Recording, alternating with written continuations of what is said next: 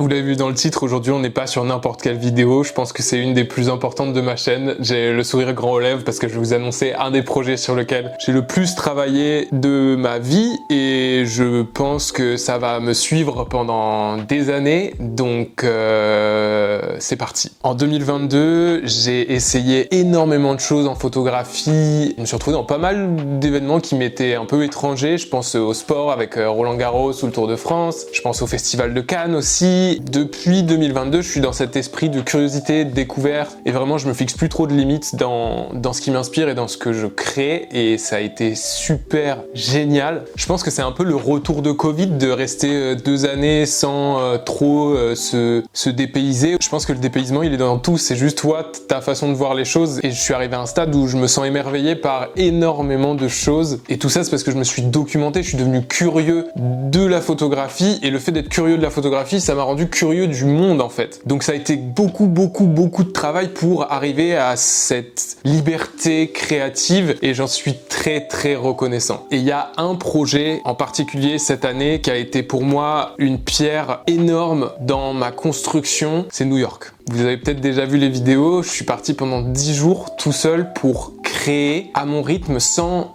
aucun objectif, en totale liberté, et mon seul but c'était de m'inspirer de cet environnement. Ce voyage il était ultra fort parce que cette indépendance et cette liberté se retrouvaient face à ça, et en même temps me confronter à tous ces éléments qui étaient nouveaux pour moi. Après 2 années de Covid, pendant 10 jours c'était une explosion dans ma tête. Et quand je suis revenu de ce projet, j'ai pu constater le fruit de tout ce travail. Et la diversité des images dans ce que j'avais, il se passait un truc, j'ai mis longtemps à le réaliser, mais j'avais l'impression de m'être trouvé en fait. J'avais l'impression que enfin je pouvais mettre un point dans ma construction, dans ma quête, et c'est le projet. C'est passer de toutes ces années digitales à vous partager des choses sur internet, au réel, suivre toutes les inspirations que j'ai eues. Je pense que je suis assez à l'aise avec mes émotions, avec ce que je crée, avec ce que je ressens. Et ce voyage à New York, ça a été une étincelle où je me suis dit, mais en fait là, il y a quelque chose de concret et il faut en faire quelque chose. C'est maintenant mon tour de marquer mon temps et de passer au réel avec non pas un livre, mais une série de livres, et ce que je vais te présenter dans quelques minutes, c'est le premier opus de cette série. J'ai eu la chance de trouver un imprimeur incroyable qui s'appelle Escourbiac, qui m'a accompagné dans ce projet d'une façon incroyable. On avait des délais assez serrés et c'était incroyable d'avoir quelqu'un qui comprenait exactement d'où je venais, ce que j'avais envie, et de faire quelque chose qui me ressemble. Donc un grand merci à John et toute l'équipe Escourbiac. C'était très stressant, très intense de devoir faire des choix. Le réel, ça existe qu'une fois, on fait qu'une fois son premier livre. Et ça m'a tellement mis dans des situations fortes en émotion, et c'est dur parce que c'est quelque chose qui me fait rêver, c'est un rêve. Et de l'avoir entre ses mains, c'est très oppressant, et je suis trop content de pouvoir partager ça avec vous. Je pense qu'il est grand temps d'arrêter le suspense et d'ouvrir avec vous le carton dans lequel il contient mon premier livre. Je l'ai pas vu en vrai, ça fait des mois que je travaille d'arrache-pied, et là ça y est, on va y passer. Je suis trop ému, je suis désolé. En fait là, je pense juste au petit Jonathan qui a commencé la photo, et je vous avoue que genre vraiment c'est un step pour moi. Et je crois que je réalise pas trop, mais en tous les cas, je suis content. Je l'ai pas vu en fait, je l'ai pas vu. Genre, vous allez le découvrir en même temps que moi. J'ai jamais eu autant de pression en ouvrant un truc, je crois. Oh!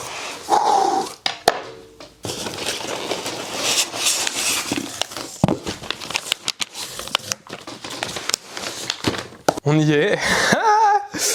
J'ai trop... J'ai mon cœur qui bat très fort.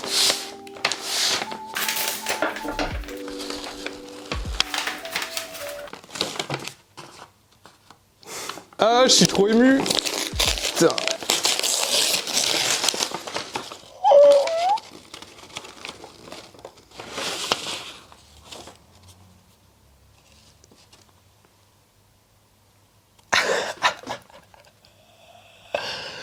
Putain, c'est vraiment genre... Je suis trop heureux. Ça a été tellement de travail, ça a été tellement intense, ça m'a mis dans des situations où vraiment je me suis jamais vu avant. Et du coup, genre là, le voir en réel et l'avoir dans mes mains, je réalise pas. J'arrive pas à me dire que c'est le mien en fait. Oh, il est trop beau!